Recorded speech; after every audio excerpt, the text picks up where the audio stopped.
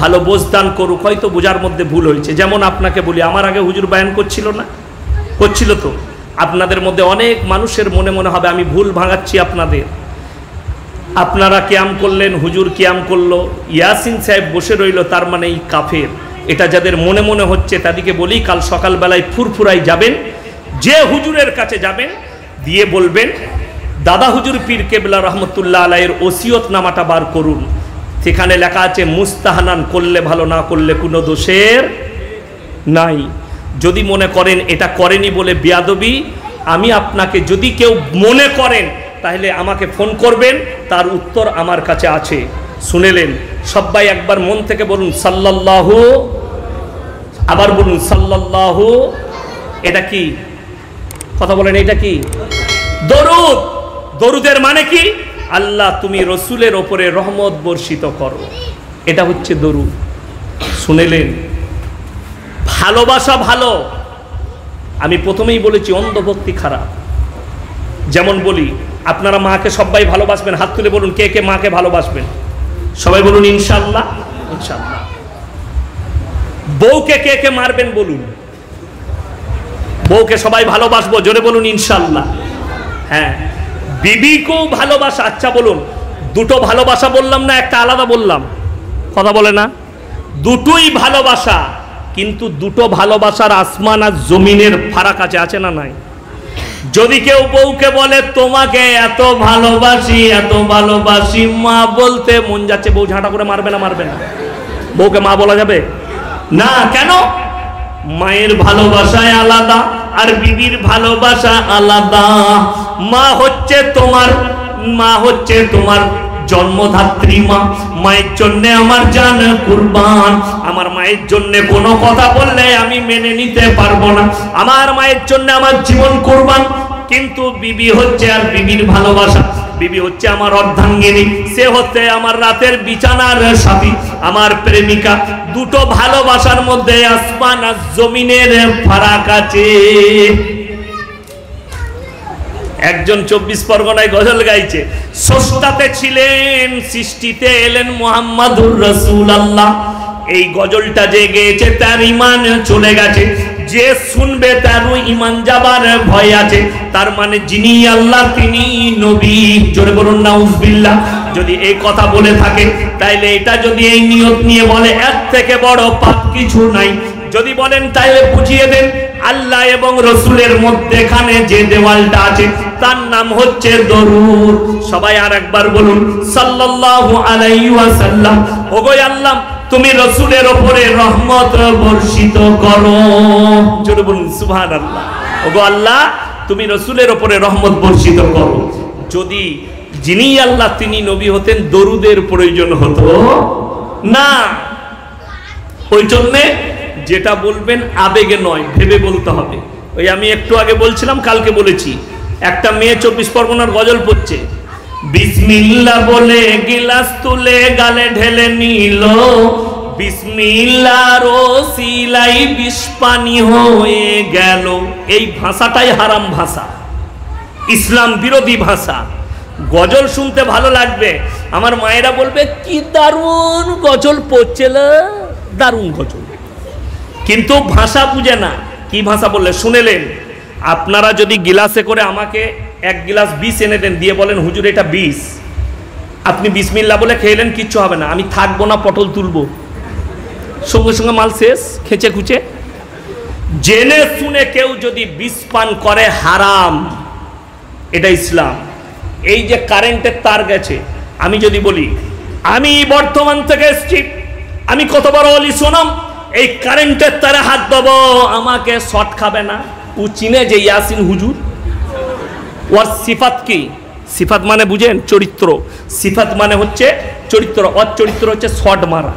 ওর অলি চিনবে না। সাপের গর্তে বিসমিল্লাহ বলে হাত বললে সাপ চুমু খাবে না, কামড়াবে? ওর কাজই তো হচ্ছে কামড়ানো, কামড়িয়ে দিবে। যদি বলেন হুজুর অলি দিকে কামড়াবে না, তাইলে শোনো, আল্লাহর কসম করে বলে যাচ্ছি, হযরতে আবু বকর সিদ্দিক রাদিয়াল্লাহু তাআলা আনহু থেকে বড় অলি পৃথিবীতে এখনো জন্ম নেয়নি, ঠিক কি না? হযরতে আবু বকর সিদ্দিক রাদিয়াল্লাহু তাআলা আনহু নবীজি গুহার মধ্যে হযরতে আবু বকরের ডান রানে মাথাটা রেখে নবীজি ঘুমাচ্ছেন গুহার মধ্যে, চাদরটা ছিঁড়ে ছিদ্রগুলো বন্ধ করছেন।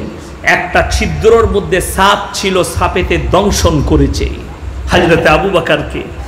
যে সাপ আবু বকরকে চিনতে পারেনি, সে সাপ ইয়াসিনকে কি করে চলুন আমার মুসলমান ভাই, আল্লাহ তাআলা বলবেন তোমরা পড়ো, আপনি সেকেন্ড, জায়গা, স্থান সব লেখা থাকবে আপনার আমলনামায়। আল্লাহর সামনে দিকে শুনেলেন। এরপরে আমাদের এখনকার ছেলেরা আল্লাহ নবীর হাদিস কি বুঝলেন? হাদিসটা সহি হাদিস।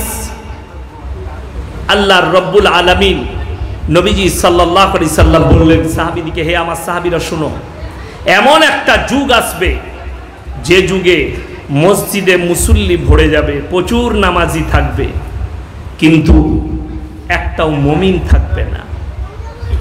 নামাজি থাকবে, মুমিন থাকবে না।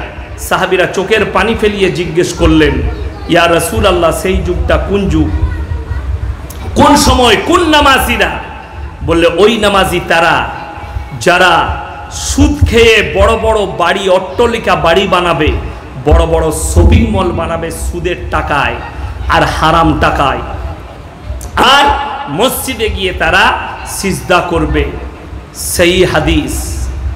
আমার মুসলমান ভাই, নিজেদিকে পরিবর্তন করুন, হারাম থেকে বাঁচিয়ে হালাল পথে নিয়ে আসুন। ডাল আলু খাবেন হালাল পয়সায়, ঘুম ভালো হবে, মরে যাওয়ার পরে কবর শান্ত থাকবে। আর আপনি যদি বলেন আমি সুদ খেয়ে বড় লোক হব, দুনিয়াতে মুরগি, মুসাল্লাম, মাছ, পোলাও তো খাবেন, কবরে আগুন জ্বলবে আপনার আযাবে। কিয়ামতের ময়দানে যারা সুদ খায়, হাদিসে এসেছে সব থেকে নিম্ন স্তরের পাপ যেটা, সেটা হচ্ছে নিজের মায়ের সঙ্গে 70 বার জিনা করার সমান গুনাহ। কিসের? সুদের। সব থেকে এটা নিম্ন স্তরের পাপটা বললাম, আরো বড় বড় পাপ আছে। এরপর আপনি ভেবে দেখুন, সুদ থেকে আমাদের আল্লাহ সকলকে হেফাজত করুক, বলুন আমিন। আমার মুসলমান ভাই, একটা কথা ভাববেন, আপনার ইমাম সাহেবের 10,000 টাকা বেতনে চলে যাচ্ছে, তাকে সুদ খেতে হয় না। তুমি 20,000 রোজগার করো, তোমাকে কেন সুদ খেতে হয়? তুমি 30,000 রোজগার করো, তুমি কেন সুদ খাও? যদি বলেন হুজুর কি করব, আমার আল্লাহ কোরআনে কি বলছে শুনেলেন, ওয়াহাল্লাল্লাহুল বাইয়া ওয়া হাররামার রিবা, আমি তোমাদের জন্য ব্যবসাকে হালাল করেছি, সুদকে হারাম করেছি। আপনি সকালবেলায় উঠে ডানকুনি বাজারে গিয়ে সবজি বিক্রি করুন, 5 টাকার আলু কিনে নিয়ে এসে 7 টাকায় বিক্রি করুন, 2 টাকা কেজিতে লাভ করুন, হালাল পয়সা। মাথার ঘামটা একটু 12টা পর্যন্ত ফেলালেন, 300 টাকা রোজগার করলেন। আমি ইয়াসিন বলছি, একদম হালাল। নবীজি সাল্লাল্লাহু আলাইহি সাল্লাম ব্যবসা করেছেন, সাহাবীরা ব্যবসা করেছেন, আমিরুল মুমিনিন হযরতে উমরে ফারুক রাদিয়াল্লাহু তাআলা আনহু ব্যবসা করেছেন। ব্যবসা করাটা নবীজির একটা সুন্নত পালন, নিয়ত করতে হবে যে আমি নবীজির সুন্নত পালন করে করছি, হালাল ব্যবসা করব। আল্লাহর কসম, আপনার ওই ব্যবসাটাই যদি হালাল পন্থায় হয়, ওই ব্যবসার বদৌলতে আপনি জান্নাত যাবেন এবং হালাল পাবেন। জোরে বলুন সুবহানাল্লাহ। হালাল খানা পাবেন। আপনি ব্যবসা করুন। ওয়াহাল্লাল্লাহুল বাইয়া ওয়া হাররামার রিবা, আর সুদকে আমি হারাম করেছি। সুদ কখনো হালাল হতে পারে না। পৃথিবীর কোনো মৌলবি, কোনো মুফতি কিয়ামতের সকাল পর্যন্ত হালাল বলতে পারে না। যারা বলেন আমার বাপ চাচারা জান্নাতে কি করে যাবে, তারা তো কোরআন হাদিস ভালো জানতো না, আমাদের মতো নামাজি ছিল না, আমাদের মতো মুসল্লি ছিল না।